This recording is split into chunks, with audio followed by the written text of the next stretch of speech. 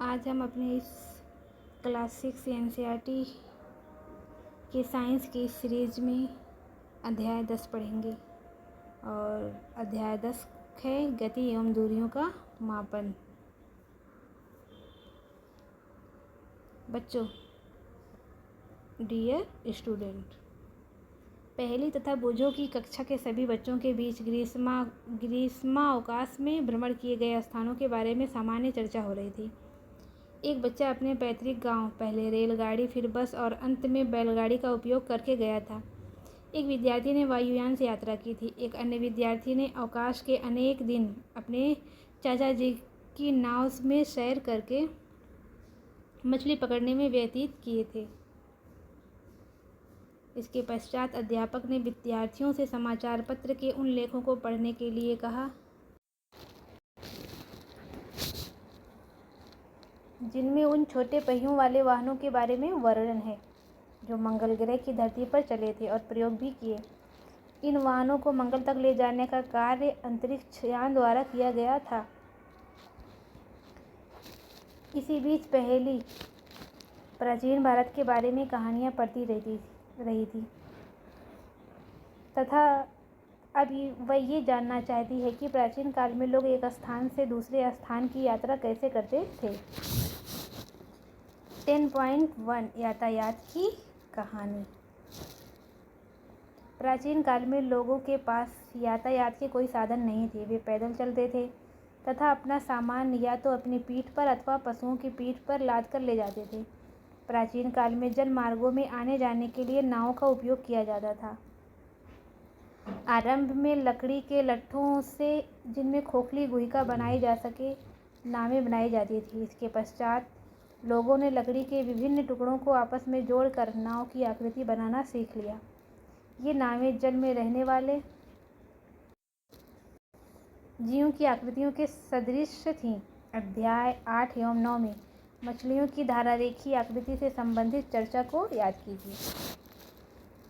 पहिए के आविष्कार ने यातायात की प्रणाली में अत्यंत महत्वपूर्ण परिवर्तन किए। पिछले हजारों वर्षों में पहिए के डिजाइन में सुधार किए गए हैं। पहियों पर चलने वाले वाहनों को खींचने के लिए पशुओं का उपयोग किया जाता था।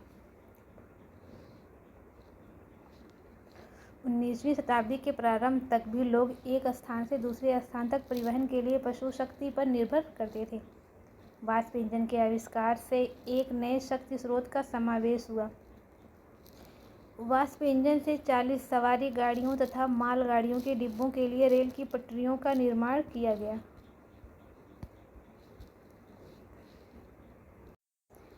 यहाँ पे आप यातायात के प्रमुख साधन देख सकते हैं कि ये बैलगाड़ी आई, फिर उसके बाद साइकिल आई होगी, फिर रेल, फिर बस से पहले ये पानी वाला जहाज आया होगा, बस आई होगी, फिर एरोप्लेन। इसके पश्चात स्वचालित वाहन आए। जल पर परिवहन के साधन के रूप में मीटर से चलने वाली नाव और जहाज़ों का उपयोग होने लगा। 19वीं शताब्दी के प्रारंभ के वर्षों में वायुयान का विकास हुआ, जिसमें बाद में सुधार किए गए और इन्हीं यात्री तथा सामान ले जाने योग्य बनाया गया। विद्युत रेलगाड़ी, एकल रेल, एक पटरी रेल, प्राद्योगिक या सुपरसोनिक वायुयान तथा अंतरिक्ष यान 20वीं शताब्दी के कुछ योगदान हैं। चित्र 10.1 में परिवहन के विभिन्न साधन दर्शाए गए हैं। इन्हें प्राचीनतम से अत्याधुनिक परिवहन के साधनों के सही क्रम में व्यवस्थित कीजिए। क्या इनमें परिवहन का कोई ऐसा प्राचीन साधन भी है जिसे आजकल उपयोग में नहीं लाया जाता है? 10.2 आपने कितनी दूरी तय की? यह डेस्क कितना चौड़ा है? आइए देखते हैं। लोग ये कैसे पता लगाते थे कि वे कितनी दूर चले हैं? आप ये कैसे पता लगाएंगे कि आप अपने स्कूल तक की दूरी पैदल चलकर तय कर सकते हैं अथवा स्कूल पहुंचने के लिए आपको बस अथवा रिक्शे की आवश्यकता होगी? जब आपको कुछ खरीदना होता है तब क्या आपके लिए बाजार तक पैदल जाना संभव होता है? आप इन प्रश्नों के उत्तर कैसे जानेंगे? कोई स्थान कितना दूर है या प्रायः जानना महत्वपूर्ण होता है ताकि हम ये अनुमान लगा सकें कि वहाँ पहुँचने के लिए हम कैसे जाएंगे। पैदल चलकर, बस से, रेलगाड़ी से, पानी के जहाज़ से, वायुयान से अथवा कोई अंतरिक्ष यान लेना होगा। कभी कभी ऐसी वस्तुएं भी होती हैं जिनकी लंबाई अथवा चौड़ाई जानने को हमें आवश्यकता होती है। पहले तथा बुझो की कक्षा के कमरे में बड़े बड़े डेस्क हैं जिन पर दो दो विद्यार्थी बैठते हैं।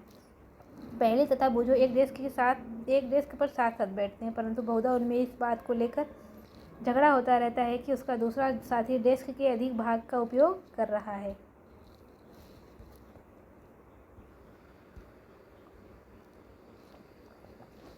अध्यापक के सुझाव पर उन्होंने डेस्क की लंबाई मापने का निश्चय किया। डेस्क के ठीक मध्य में एक चिन्ह बनाया तथा डेस्क को दो बराबर भागों में बांटने के लिए एक रेखा खींची। ये दोनों ही अपने मित्रों के साथ गिल्ली डंडा खेलने के शौकीन हैं और बुझो तो सदैव ही अपने पास एक गिल्ली और एक डंडा रखता है। आप यहाँ पे देख सकते हैं डेस्क की लंबाई को एक गिल्ली और एक डंडे के ज़रिए नापा जा रहा है। गिल्ली की लंबाई और मेज की लंबाई 2 डंडा और 2 गिल्ली के बराबर है।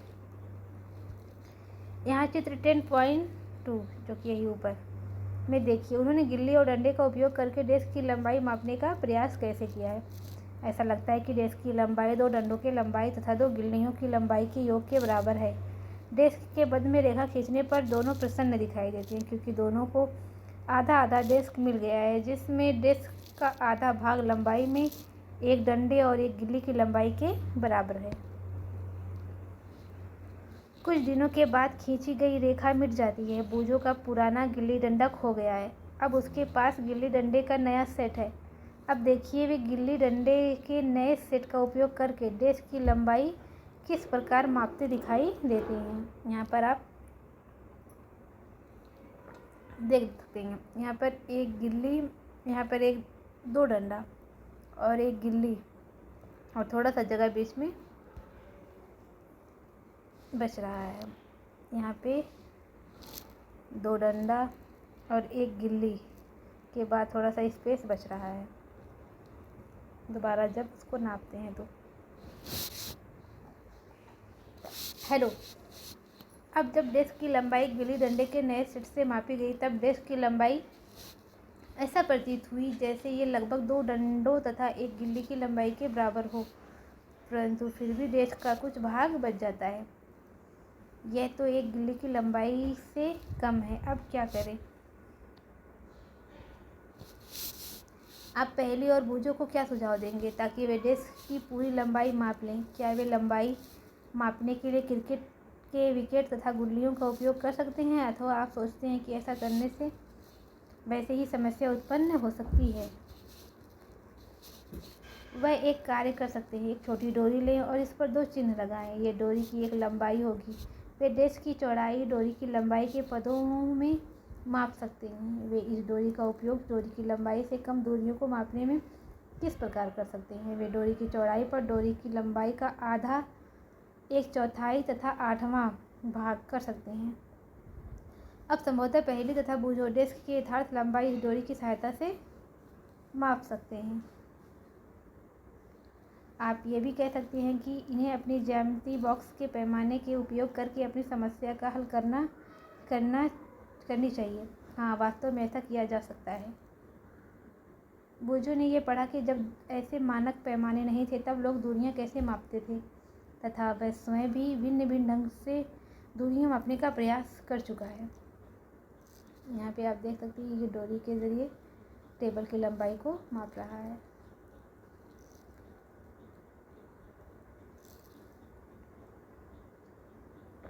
ऐसे अनेक अवसर आते हैं जब हमें लंबाई अथवा दूरियां मापने की आवश्यकता होती है। दर्जी कपड़े की लंबाई ये जानने के लिए मापता है कि वह कपड़ा कुर्ती सीने के लिए पर्याप्त है अथवा नहीं। बढ़ई किसी अलमारी की लंबाई तथा चौड़ाई इसलिए मापता है ताकि वह ये जान सके कि इस अलमारी के दरवाजे को बनाने के लिए कितनी लकड़ी की आवश्यकता होगी। किसी किसान को अपने खेत की लंबाई तथा चौड़ाई अथवा उसके क्षेत्रफल जानने की इसलिए आवश्यकता होती है ताकि वह ये जान जाए कि वह अपने खेत में कितने बीज बो सकता है तथा उसे अपनी फसलों के लिए कितने जल की आवश्यकता होगी। यदि आपसे पूछा जाए कि आपकी लंबाई कितनी है, तब आप एक ऐसी सरल रेखा की लंबाई बताएंगे जो आपके सिर से आपके पैर की एड़ी तक की रेखी लंबाई के बराबर है। ये झाड़ू कितनी लंबी है, ये देश कितना चौड़ा है, दिल्ली लखनऊ से कितनी दूर है, पृथ्वी से चंद्रमा कितनी दूर है। इन सभी प्रश्नों में एक बात समान है, ये सभी दो स्थानों के बीच की दूरी से संबंधित है। दो स्थान मेज के दो किनारों की तरह पास पास हो सकते हैं। इसके विपरीत दो स्थान जम्मू और कन्याकुमारी की तरह एक दूसरे से बहुत दूर भी हो सकते हैं। आइए अब हम कुछ मापन ये जानने के लिए करते हैं कि जब हम दूरियां अथवा लंबाइयां मापते हैं तो हमें सही रूप में क्या करना आवश्यक होता है। 10.3 कुछ मापन। क्रियाकलाप 1। आप इस क्रियाकलाप को समूह में एक एक करके कीजिए। अपने पैर की लंबाई को लंबाई का एक मात्रक मानकर अपनी कक्षा के कमरे की लंबाई तथा चौड़ाई मापिए। इन्हें मापते समय ये संभव है कि आपको ये पता चले कि कुछ भाग मापने से बच गया है तथा यह भाग आपके पैर की लंबाई से छोटा है। पहले ही की बात, अपने पैर के भाग की लंबाई मापने के लिए किसी डोरी का उपयोग कीजिए। अपने प्रेक्षण को सारणी 10.1 में लिखिए।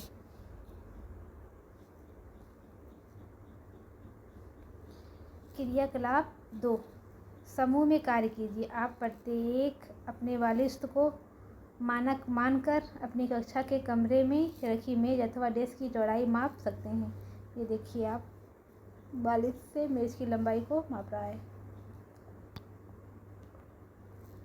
मापने के लिए यहाँ भी आप ये पाते हैं कि आपको अपनी एक बालिश्त के बराबर लंबी डोरी तथा इस डोरी की लंबाई के अंश भागों की आवश्यकता होती है। अपने प्रेक्षण को सारणी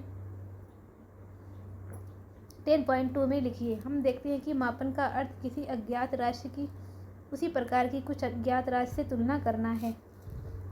इस ज्ञात निश्चित राशि को मात्रक कहते हैं। किसी माप के परिणाम को दो भागों में व्यक्त किया जाता है। एक भाग संख्या है, दूसरा भाग ली गई माप का मात्रक होता है। उदाहरण के लिए क्रियाकलाप 1 में यदि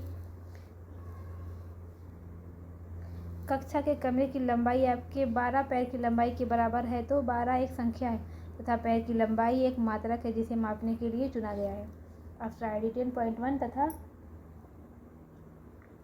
10.2 में अंकित सभी मापों का अध्ययन कीजिए। क्या प्रत्येक पैर द्वारा मापी गई कमरे की लंबाई के सभी माप बराबर हैं? क्या सभी के द्वारा अपनी अपनी बालिश्तों में मापी गई मेज की चौड़ाई की माप बराबर है? शायद ये परिणाम भिन्न भिन्न हो सकते हैं क्योंकि आपकी बालिश्त लंबाई में आपके मित्रों की बालिश्तों से भिन्न हो सकती है। इसी प्रकार सभी विद्यार्थियों के पैर की लंबाइयों में भी कुछ अंतर हो सकता है। इसलिए जब आप अपने बालिश्तों या पैरों की लंबाई को मात्रक की भांति उपयोग करके किए गए माप को किन्हीं अन्य व्यक्तियों को बताते हैं तो वे ये नहीं समझ पाते कि यह लंबाई वास्तव में कितनी है, क्योंकि वास्तविक लंबाई जानने के लिए बालिश्त अथवा पैर की लंबाई जानना आवश्यक है। अतः हम देखते हैं कि हमें मापन के कुछ ऐसे मात्रकों की आवश्यकता है जो सभी व्यक्तियों के लिए समान हो। मापन के मानक मात्रक। प्राचीन काल में पैर की लंबाई, अंगुली की चौड़ाई तथा एक कदम की दूरी, इन सभी मापों का मात्रक के रूप में सामान्य उपयोग होता था।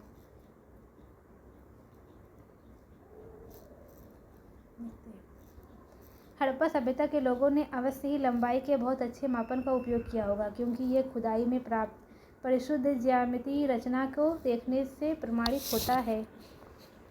कोहनी से उंगली के छोर तक की लंबाई, जिसे हाथ कहते हैं, लंबाई के मात्रक के रूप में प्राचीन मिस्र में उपयोग किया जाता था, जिसे संसार के अन्य भागों में भी मान्यता प्राप्त थी।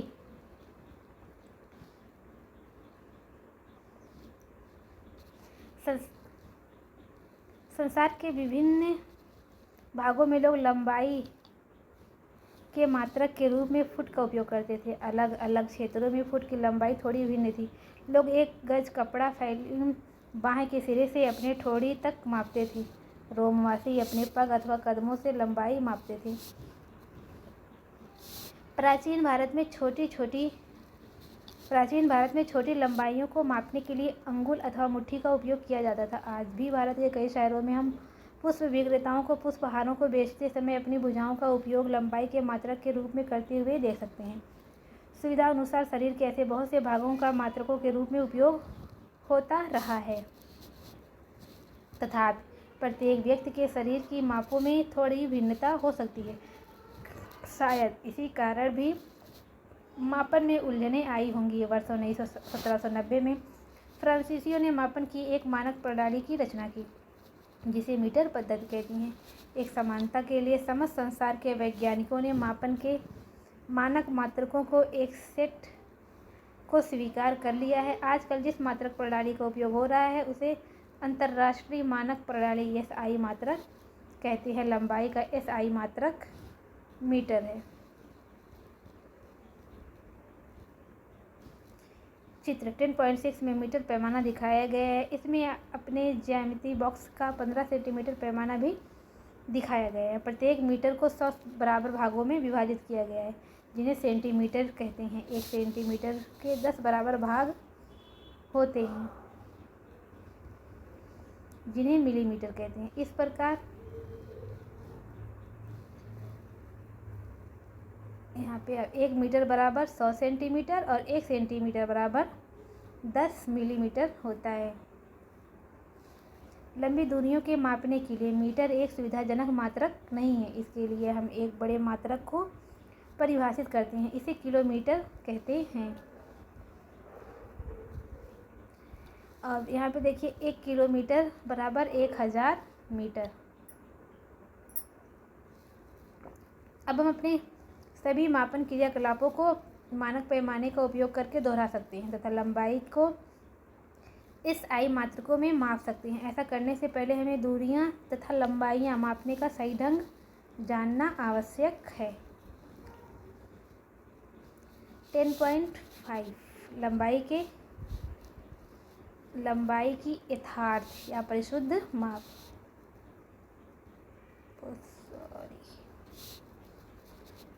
अपने दैनिक जीवन में हम विविध प्रकार की मापक युक्तियों का उपयोग करते हैं। लंबाई मापने के लिए हम मीटर पैमाने का उपयोग करते हैं। दर्जी मापक फीते का उपयोग करता है, जबकि कपड़े के व्यापारी मीटर छड़ काम में लाते हैं। किसी वस्तु की लंबाई मापने के लिए आपको किसी उपयुक्त युक्ति का चयन करना चाहिए। उदाहरण के लिए किसी वृक्ष का घेर अथवा अपने सीने की माप के लिए आप मीटर पैमाने का उपयोग नहीं कर सकते। ऐसी मापों के लिए मापक फीता अधिक सुविधाजनक होता है।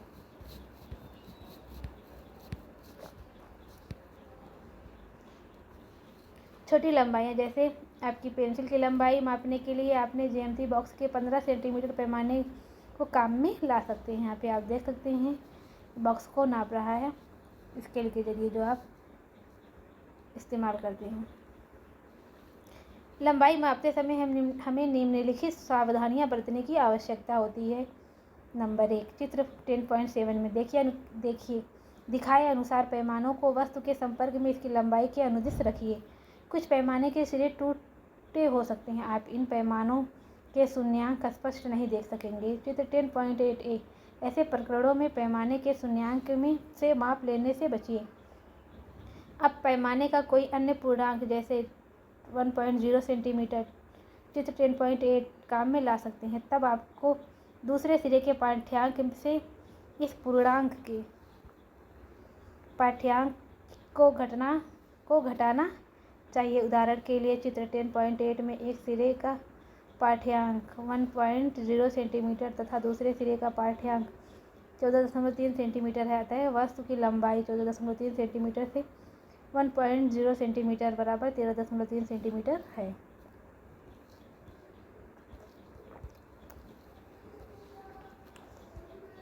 आप यहाँ पे टूटे किनारे वाले पैमाने के रखने की सही तथा गलत विधि आप यहाँ पे देख सकते हैं। 10.3 माप लेने के लिए आँख की सही स्थिति भी महत्वपूर्ण होती है।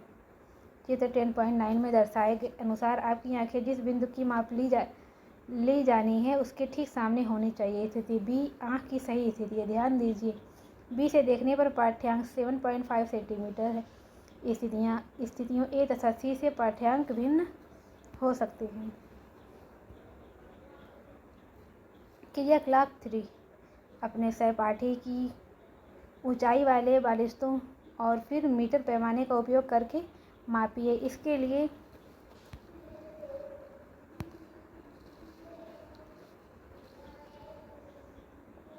अपने सहपाठी को दीवार के साथ पीठ रखकर खड़ा होने के लिए कहिए। उसके सिर से ठीक ऊपर दीवार पर एक चिन्ह अंकित कीजिए। अब फर्श से दीवार पर बने इस चिन्ह तक की दूरी पहले अपने बालिश से फिर मीटर पैमाने से मापिए। अन्य सभी विद्यार्थियों से इस लंबाई को इसी प्रकार मापने के लिए कहिए। सभी प्रेक्षण सारणी 10.3 में लिखिए। विभिन्न विद्यार्थियों के द्वारा प्राप्त परिणामों का ध्यान से अध्ययन कीजिए। कॉलम 2 में परिणाम एक दूसरे से भिन्न हो सकते हैं क्योंकि विद्यार्थियों के बालिशों की लंबाई एक दूसरे से भिन्न हो सकती है। अब कॉलम 3 के परिणाम को देखिए जिसमें सभी मापें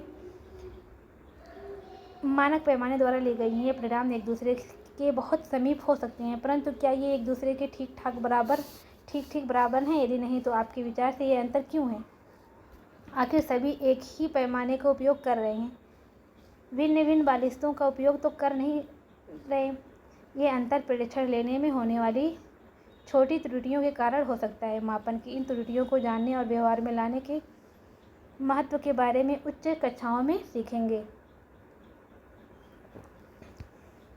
10.6 किसी वक्र रेखा की लंबाई मापना।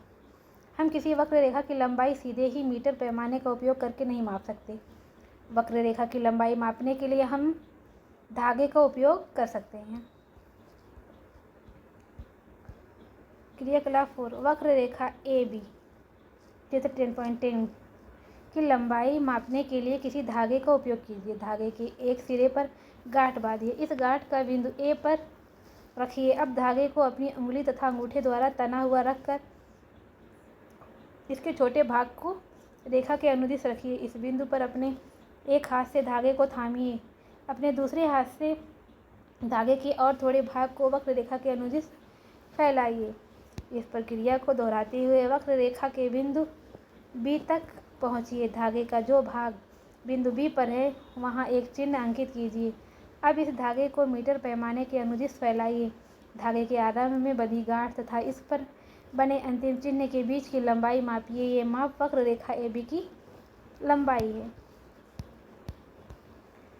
हमने देखा कि यह सुनिश्चित करने के लिए कि हम दूरियों तथा लंबाइयों की यथार्थ माप ले रहे हैं, हमें बहुत सी सावधानियां बरतनी पड़ती हैं। मापन के लिए कुछ मानक युक्तियों तथा मापन परिणामों को व्यक्त करने के लिए हमें कुछ मानक मात्रकों की आवश्यकता होती है।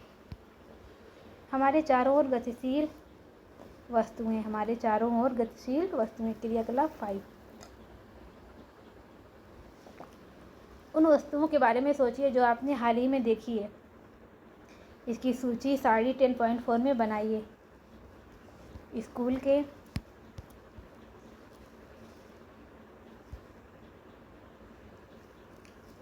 स्कूल का बस्ता, मच्छर, मेज, डेस्कों पर बैठे व्यक्ति, इधर उधर जाते लोग, इसके अतिरिक्त तितलियाँ, कुत्ते, गाय, आपका छोटा बच्चा, जल में मछली, घर, फैक्ट्री,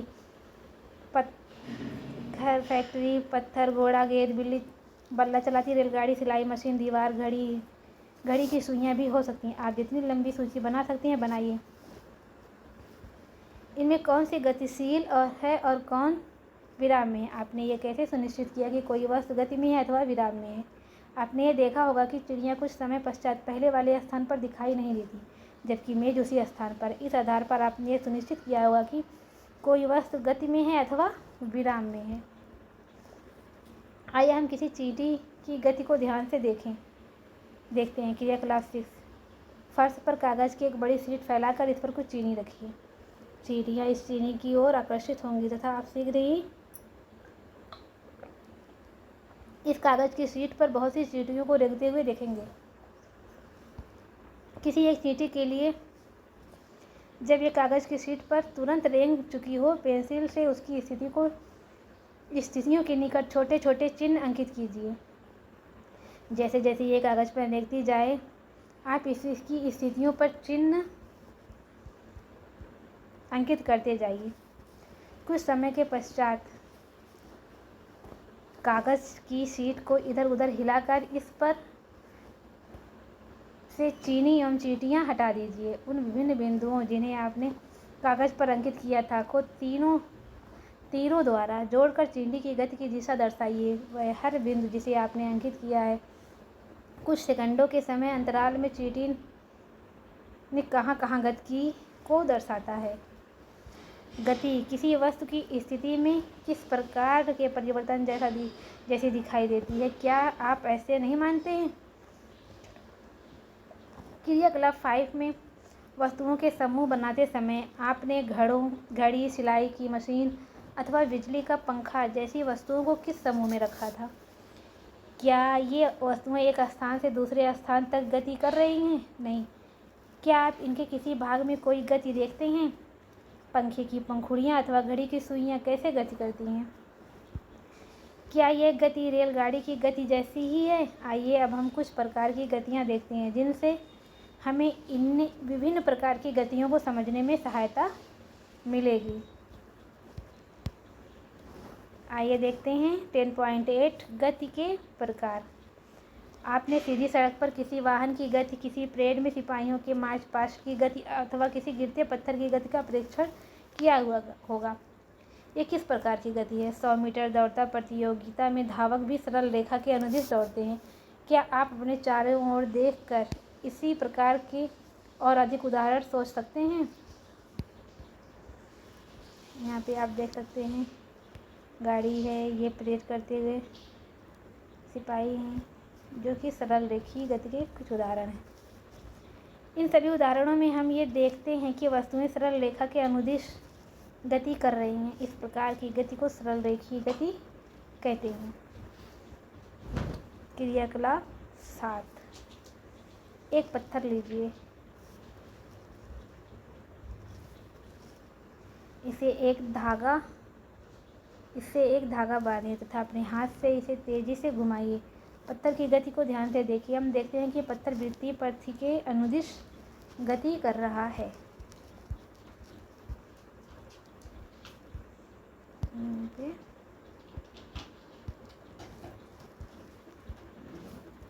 इस गति में पत्थर की आपके हाथ से दूरी समान रहती है। इस प्रकार की गति को वर्तुल गति कहते हैं।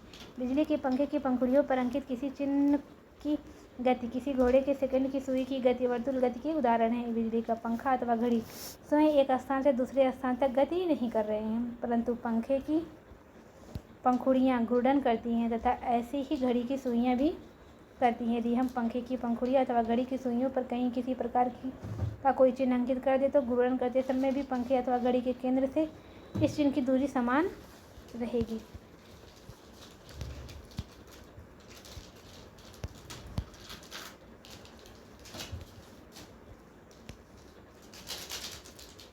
कुछ प्रकरणों में कोई वस्तु एक निश्चित समय अंतराल के बाद अपनी गति को दोहराती है। इस प्रकार की गति को आवर्ती गति कहते हैं। डोरी से बंधा हुआ वही पत्थर लीजिए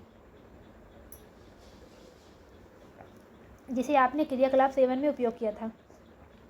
अब डोरी को अपने हाथ में थामिए तथा पत्थर को डोरी से लटकने दीजिए। दूसरे हाथ में पत्थर को एक तरफ खींचिए और फिर स्वतंत्र गति करने के लिए छोड़ दीजिए। यह एक लोलक है। यह लोलक मनोरंजन के साथ साथ आवर्ती गति को समझने में हमारी सहायता करेगा। किसी लोलक की गति, वृक्ष की शाखाओं का इधर उधर लहराना, झूला झूलते बच्चों की गति, सितार की डोरियों की गति, बजते समय ढोलों के पृष्ठ की गति, ये सभी आवर्ती गति के उदाहरण हैं जिनमें वस्तुएं एक निश्चित समय अंतराल के बाद अपनी गति को दोहराती हैं। क्या आपने क्रियाकलाप 5 के एक भाग के रूप में सिलाई की मशीन का परीक्षण किया था? आपने ध्यान दिया होगा कि सिलाई मशीन अपनी इसी अवस्थिति पर रहती है जबकि उसका पहिया वर्तुल गति में होता है। इसमें एक सुई भी होती है जो जब तक पहिया घूर्णन करता है तब तक निरंतर ऊपर नीचे गति करती रहती है। क्या ऐसा नहीं है कि यहाँ सुई की यहाँ सुई आवर्ती गति कर रही है।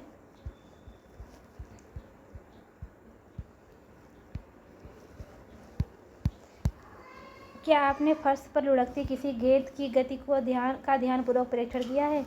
यहाँ गेंद किसी फर्श पर लुढ़कती है और घूर्णन करती हुई धागे की ओर गति करती है। इस प्रकार गेंद सरल रैखिक गति के साथ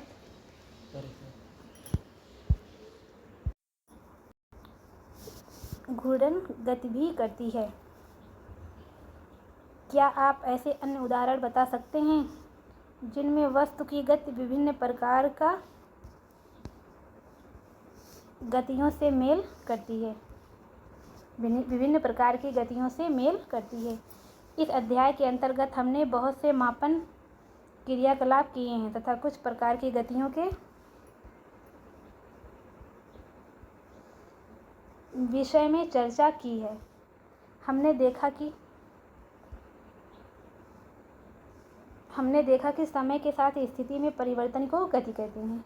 स्थिति में हुए इस परिवर्तन को हम दूरी मापन द्वारा ज्ञात कर सकते हैं। इससे हमें ये जानकारी मिलती है कि कोई वस्तु कितनी धीमी अथवा तीव्र गति कर रही है। फर्श पर घोंघे का रेंगना, तितली का एक पुष्प से दूसरे पुष्प पर